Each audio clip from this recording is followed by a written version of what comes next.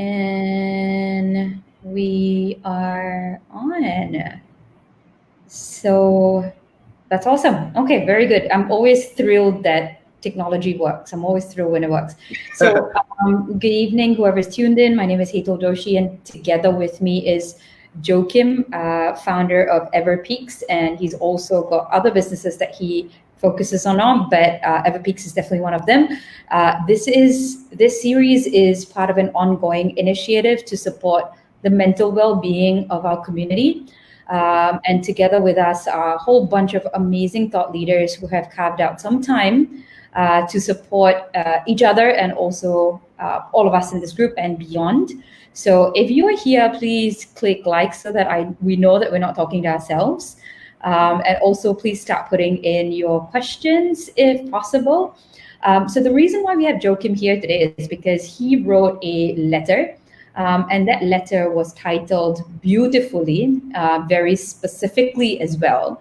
The title of the letter is A Letter from a SME to our Prime Minister, and it was written extremely constructively and concisely about the challenges that Joachim in particular is experiencing. And it was his words and his words only, but obviously a representation of what everybody else in the SME market is going through, with very clear demands or requests about what he was hoping for. And in light of that, we had about 195 shares last count. And because the post went viral, it hit it hit where it was supposed to hit, which was the ministries and the government. And because of that, there has been a special announcement that was made for SMEs, and some of the points were considered, not explicitly, but definitely in some part of it. So thank you, Joachim, for being with us today. Tell us a little bit about what triggered the letter. Tell us a bit about what happened before that. What was life like for you as COVID or MCO struck you, and what prompted you to write this letter? Okay. Hi, everyone. I'm Joachim Sebastian from EverPeaks again. Thanks to Hetal for inviting me on the show again. Truly appreciate the opportunity to share our story at any given time. Hopefully it helps some of you out there. And again, a bit about the background. EverPeaks is an e-commerce enabler. We help manufacturers and brand owners export their products to the global marketplaces. We're specialists for Amazon and eBay, so that's what we do, right? Mm-hmm. For the past 3 months, actually, since January, the SMEs, in fact, a whole bunch of SMEs who are focused on the e-commerce environment, they are severely affected since China started the lockdown. Because when you consider China as the manufacturing hub of the world, when they stop production, no one has stock or inventory to actually start selling. And just a bit of background about Malaysia, we have a huge number of e-commerce sellers, but majority of them are traders. Now, there are two types of e-commerce sellers, which are brand owners and traders. Traders buy products of other brands and they resell them for a profit, and brand owners, they own the product and manufacture the products and sell it as themselves, right? These are two very separate kind of e-commerce sellers. Now, because we're so innovative or we're so involved in the e-commerce scene, we already saw a significant impact on all the traders who cannot get stock and were already struggling. Many of them have changed their business models or moved on to something else already. So from January to March, this was already happening. Quite significantly affecting the sales throughput and the exporting total GMV for our sellers. When we saw this, again, me and my team, we already identified that the crisis is at hand, not about the virus, but just supply, right? We got to do something to ensure that if we are affected, because some of our clients are manufacturing from China, they did halt the client service contract out of necessity, and we of course wanting to accommodate them obliged. So we forecasted disruption to our business, and that's where I started applying or seeking funding from early March itself, right? So when I went through this process, the government as well announced the SRF funding, which is a fund at a very low rate, a low interest rate for businesses that are affected by COVID. So that was the background of how I came to understand that this is a messed up process, right? So a few of the things that I've highlighted in the letter, it was the difficulty in obtaining said funds. Yes, the government has agreed. Bank Negara has said, okay, go ahead and disperse the funds. CGC, which is Credit Guarantees Corporation, said we'll guarantee 80% of the loan, so the risk is not really on the retail banks.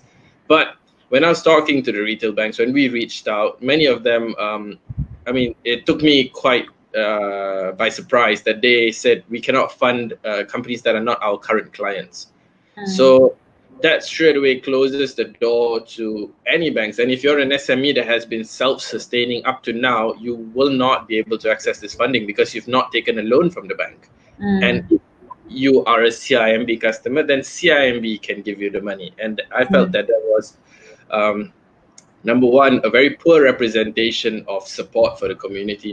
That it took me quite aback, when the bank representative actually said this to me on the phone.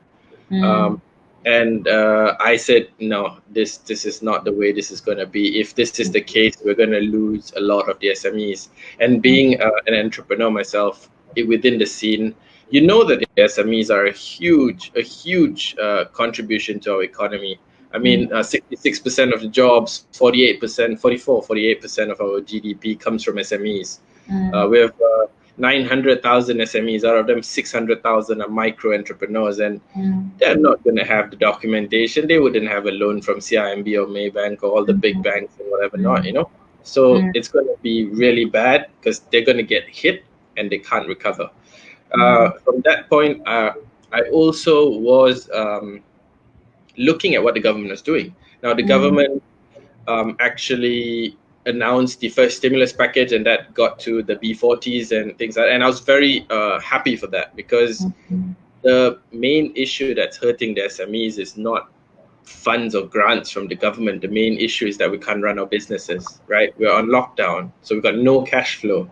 So when the government announced the stimulus, that actually addresses a huge group of the B40 individuals that without the stimulus may not get salary, or they may not have enough money to eat. And when you consider a situation such as this, if someone doesn't have enough food on the table, they're not going to comply with your MCO, right? They're going to go out, they're going to try to support, they're going to try to feed their family, and it's no fault of theirs. Desperate people who do desperate things. So the government was right in announcing the stimulus in what they did. I feel they were quite right in doing so. But the fact remains that a lot of SMEs do not have cash flow. They do not have funds. So I took the position of, again, looking at what the government has already announced. We're not trying to ask for more money. We're not trying to ask for more handouts. What we're trying to do is, hey, let what you've announced actually reach the SMEs. So that was the position I took in the letter. And I described all the restrictions, all the barriers, all the difficulties that I face personally. And I believe that there are much more, and that there will be other SMEs who have greater difficulties than us, and some which won't, and some which will get through. In getting the loans. Yeah, a very, very small number. And that was why I wrote that letter.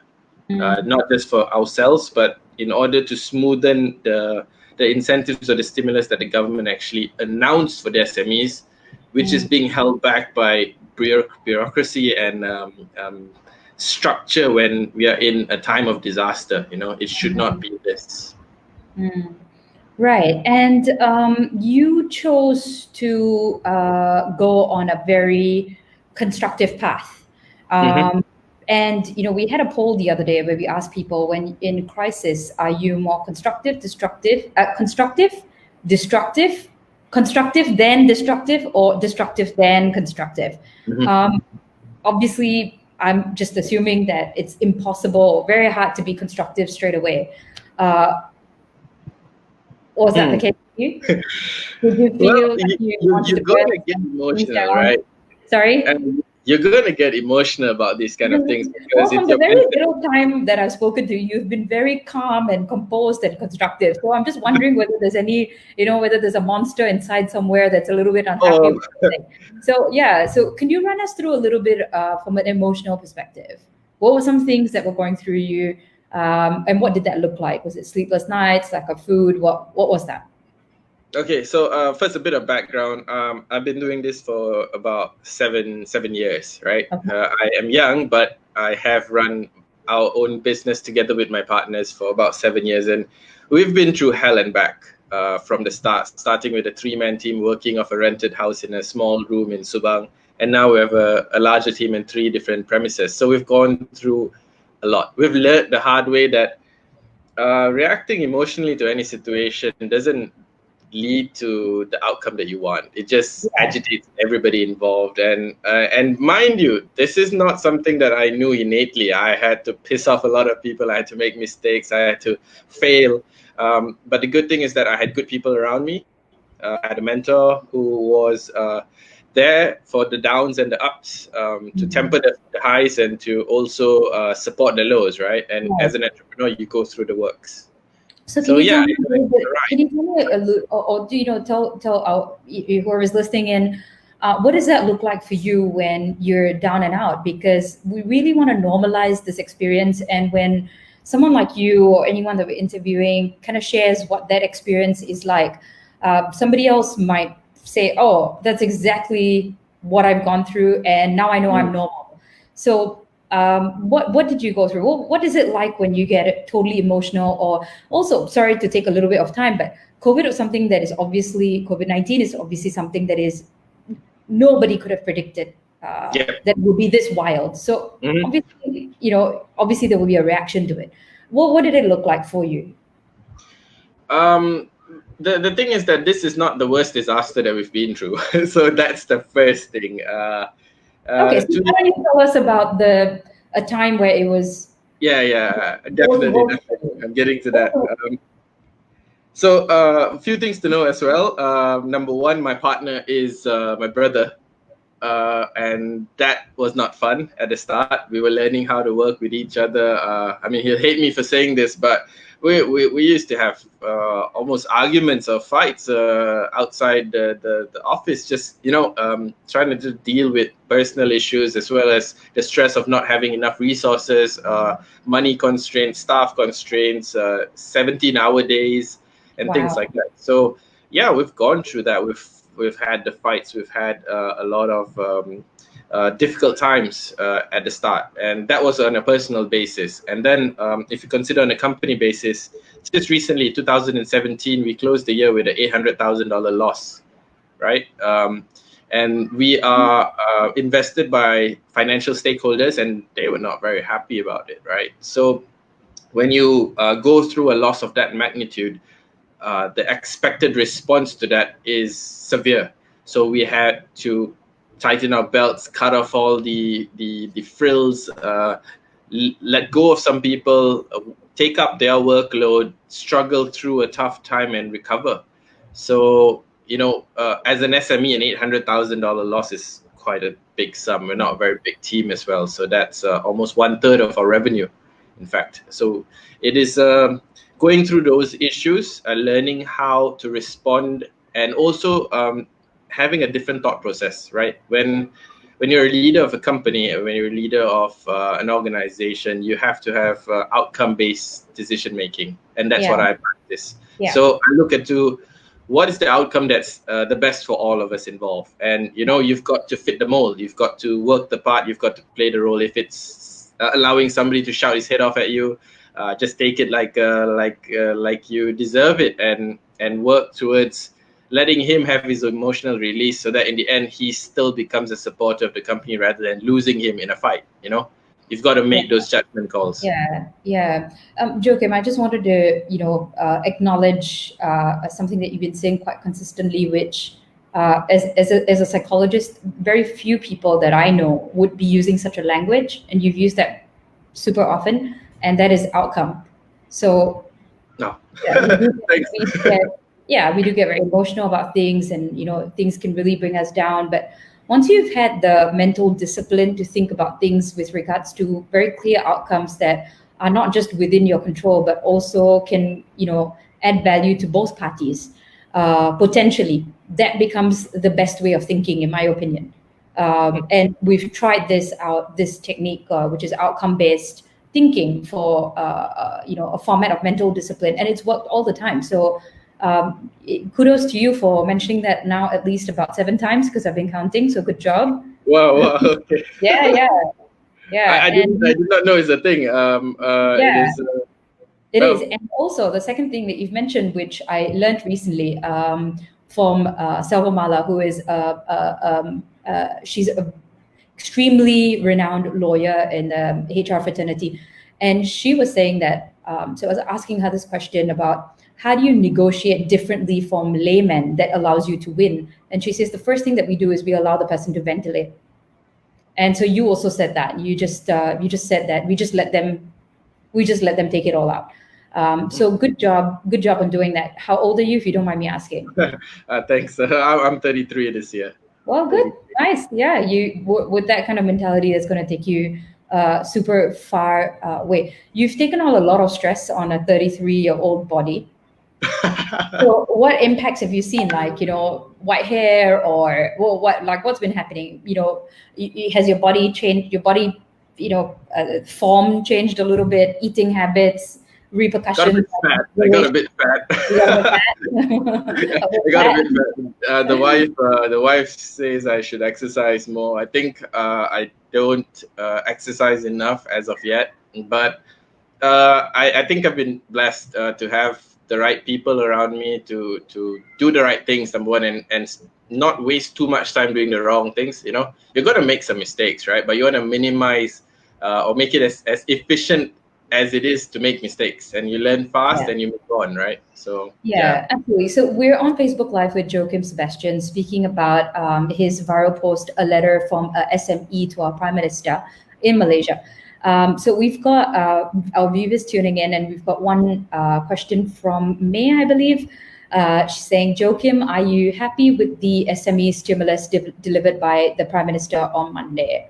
So you've obviously written a letter. It's had some impact. The government's released the stimulus that they delivered earlier this week. Are you happy with it? What are you happy about? What are you not happy about? Well, I think the stimulus does not hit me and my kind of companies as strongly as I would have liked. Of course, it would have been nice to get something better, but it was also more than what I asked for. So I am happy with the stimulus, but exactly one paragraph in what our Prime Minister said was directly associated with my entire letter. Was that the government actually committed to having a dialogue with SMEs about the bureaucracy of getting the funds dispersed. So he directly addressed it. And, what more can you ask? You can ask for a chance, right? And you've written a letter, they've listened and they've evaluated. It's not my job to govern where the resources of our country go to.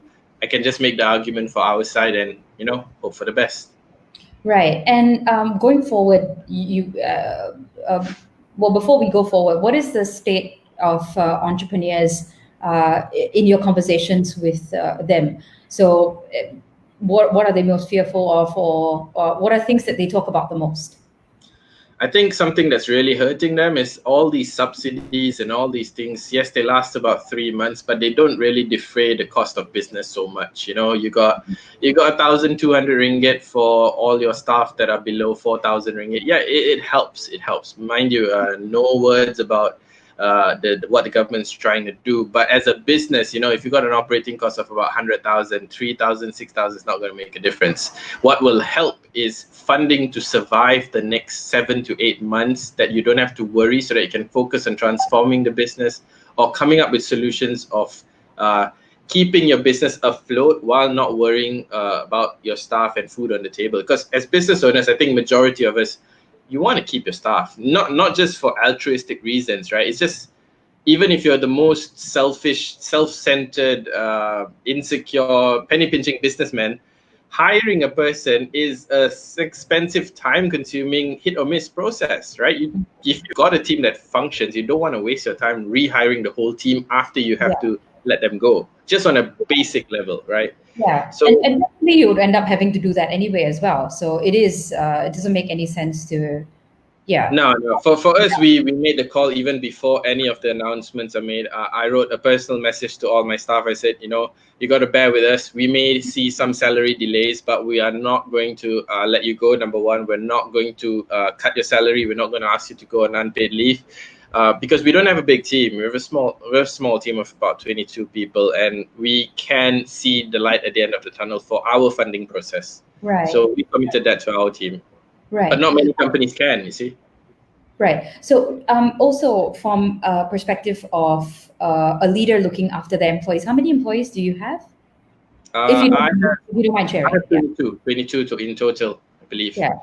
So you have 22 of them that you're caring for, and then you've also obviously got your stakeholders and your partners, and you're obviously concerned about these people, and you probably ask them how they are. Has anybody asked you how you are?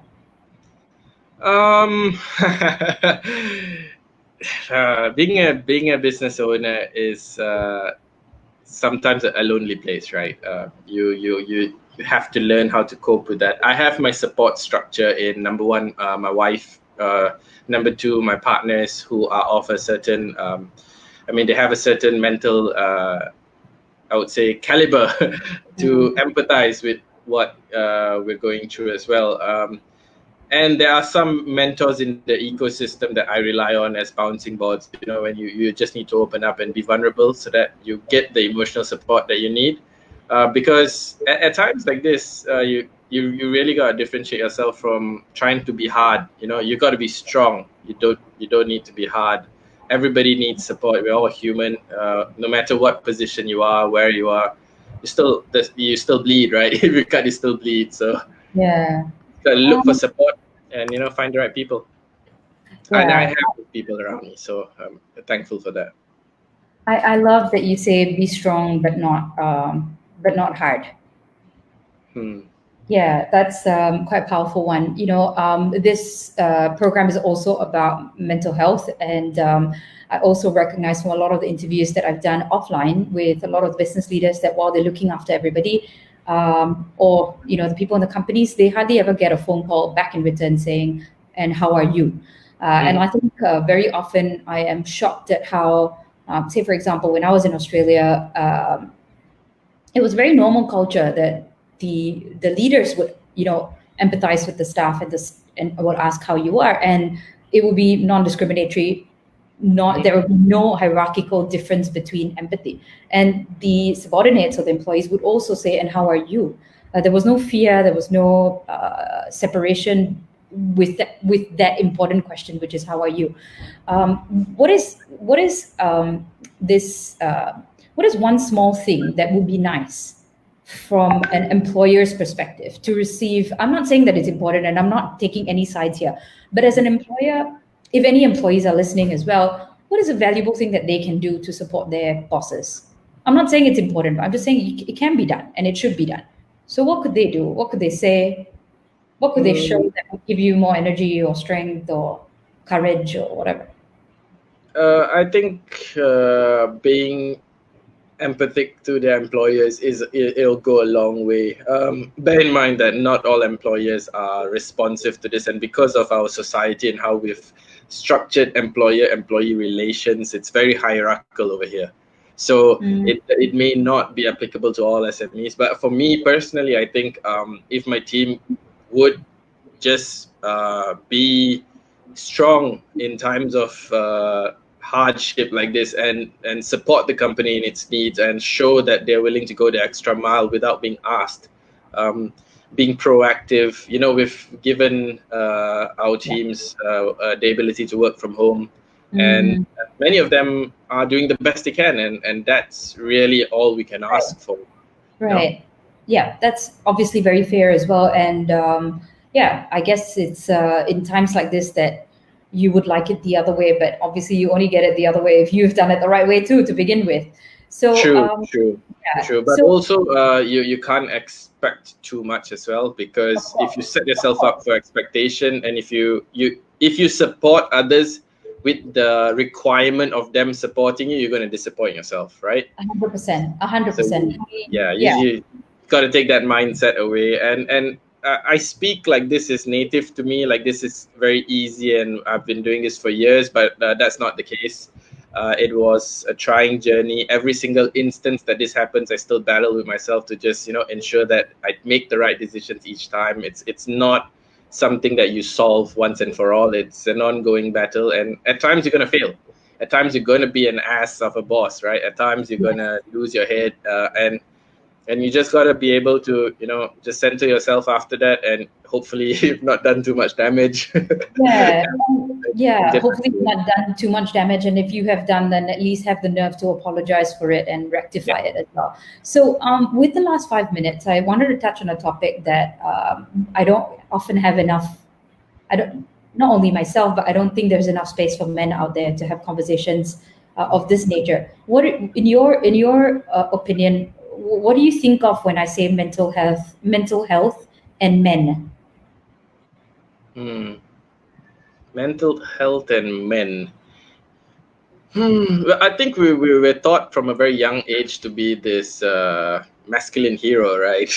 Trying to be the one that saves everyone, the one that everybody can rely on, and bear the weight of the world. I think that's a lot of crap, lah.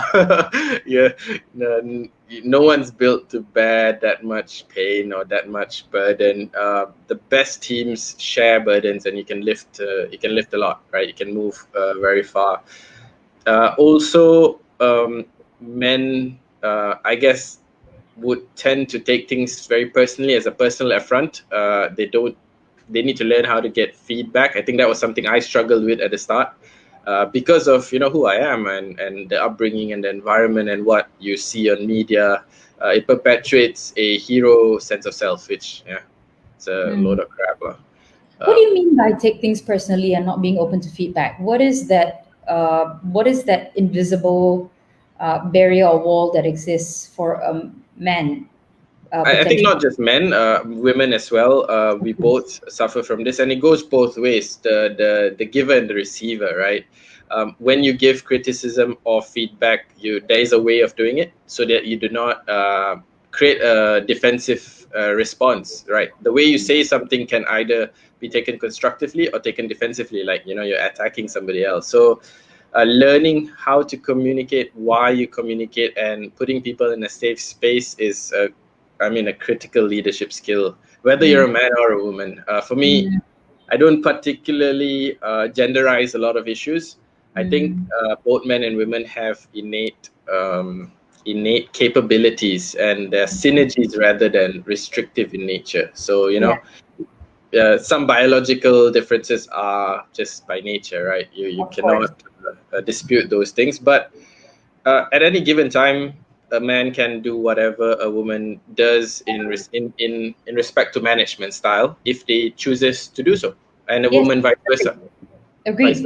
I totally love that concept that you said so well, which is at the end of the day, when you're communicating, you want to communicate to create a safe space.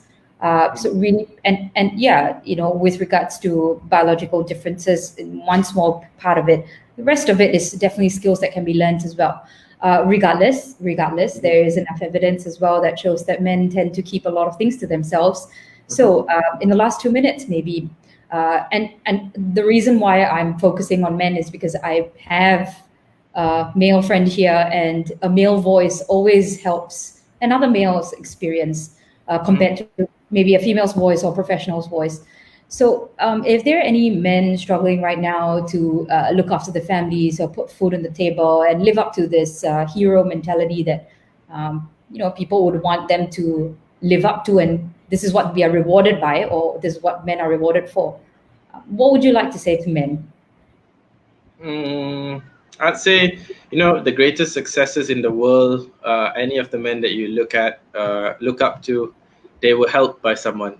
They were there on a journey together with many people, and those people that support them could be men, could be women, could be their family, could be their friends, could be a lot of people. So no man succeeds alone. No company functions alone. No person, we're not made to function alone in the first place. So the core skill of any CEO, of any leader of an organization, is to get the people that in your organization to work towards a goal, right? If you cannot activate, motivate, and direct and communicate to your people to reach a certain goal, you will fail as an organization. So learn that reaching out for help doesn't mean you're weak. Reaching out for help means you're actually a good resource planner. You're able to leverage on the resource of others. You're able to recognize that you don't have all the answers, because no one actually does. No one has all the answers. You've got to be able to recognize and accept that. And once you do, you don't take not knowing as a personal affront, right? You don't take offense at, oh, I'm not the smartest in every single thing that I do. And that's an empowering position to take. I managed to get over this hurdle a number of years back. And before that, I was your average pig-headed prick, to say. Okay. I credit my wife for a lot of things. She's the hidden hand behind all my success. That's wonderful. And I've been a better person since I knew her. So, yeah, no issue saying that. It doesn't make me a smaller person. Of course not. Absolutely, 100% doesn't make you a small person. You obviously you come across as someone who has great wisdom when you speak like that, and when you share such an experience and have created such a partnership. Actually, what in your whole entrepreneurial journey, the 33 years of your existence, because all of us have been entrepreneurs since we were born, figuring out things that we never knew how to operate with. What still brings a tear to your eye when you think about it, when you reflect, and what makes life still worthwhile? I mean, at the start, this was something one of my mentors actually shared with me, and I didn't believe it at the start. It's about, the principle of giving first. Giving first before you are given and give it up expectation. I didn't believe that crap, and I thought it was full of rubbish. And this guy, well, he's a good guy, but he suffered quite a bit for his position in life, right? I think I started believing it, or it actually was innovated into being part of myself. Maybe about five years back, and that has changed me as a person. And from where we've grown, from where we've started, you cannot be anything but grateful for the amount of support that you've received. So that mindset, that change, that ability to be open has allowed me to be successful, if you want to consider it that way. And it's success not born of my effort. It's success from the accumulated hands that have held me up, so that's still something that I'll always be grateful for. I hope that no matter how successful I become in the future, I remain, rooted in that sense, because then you're still authentic no matter who you are. Yeah, I love that you say my success comes from the accumulated invisible hands, I think, that have built you up. Well, I know who they are, hopefully. Sorry? I know who they are. The number of them, there are a lot of them, and recognizing their contribution is something that I actively choose to do. You gotta remember, and then you've got to help others who need your help, and hopefully the cycle perpetuates. Yeah, that's what it's all about, huh? Well, thank you so much. Again, with me on Facebook Live is Joachim Sebastian, speaking about his viral post titled "A Letter from SME to our Prime Minister," that has obviously been so constructive and circulated so widely because of its relatability to everybody. It reached the ministries, and from that we've had some impact or some voice to the stimulus package as well. So, Joachim, it's been a pleasure speaking with you. You're very articulate and very thoughtful, and obviously just about starting out, although it's the 7th year. I wish you all the very best, and thank you so much for doing this for us. Yeah, likewise, Ethel. I mean, it's a pleasure, and I always look forward to sharing whatever we have with the entrepreneurial community. It is my way of giving back. Also, for anyone who's listening, who needs a guidance or support in terms of e-commerce or export e-commerce for your business, I've committed 4 hours of my time every week under the Proficio Mentor for Good program. So you can just Google Profisio Mentor for Good. You can sign up, and you can, if you have any e-commerce queries, get on call with me, set your appointments, and I'll be glad to help out. Free of charge. No. What is that again? Sorry. So I'm just putting out a banner. You can get in touch with Joachim via what? The Profisio, PROFICEO. It's a program run by Dr. Sivapalan and Renuka Sena. They're two prominent. FI, Profi. Yep. CEO. So I'm going to type it out. Hold on. Profisio. I got it. Yeah, I think I got it. Good program. Yep. So I joined the platform along with many other business mentors. I think it's a good platform for those who are seeking support, who need to talk about their core business ideas, who need a bouncing board. And it's a bad time, so nobody's going to pay. It's not a paid thing. The mentors there committed their time free of charge to help build the community back. This is a project by Doc Siva and Renu, who are two very prominent individuals in the entrepreneurial scene, and they're doing so much for the scene. I hope anybody who's listening to this, just reach out. If you need to talk about e-commerce, look for me. But there are many other topics over there. Feel free to search, grow, learn, and share. Fantastic. I'll definitely get in touch. We're also supporting a community at some stage. If I need any help or guidance, we will definitely be in touch with you as well. So thank you so much, Joachim. Wishing you every success and good luck as we ride through this interesting roller coaster called COVID-19. It'll get over. As I say, the COVID's not forever. Humans are forever. So we'll get over it. Let's hope. Wishful thinking, Joachim. Wishful thinking. We've been around for a long time. All right. Good luck with everything. Thank you so much.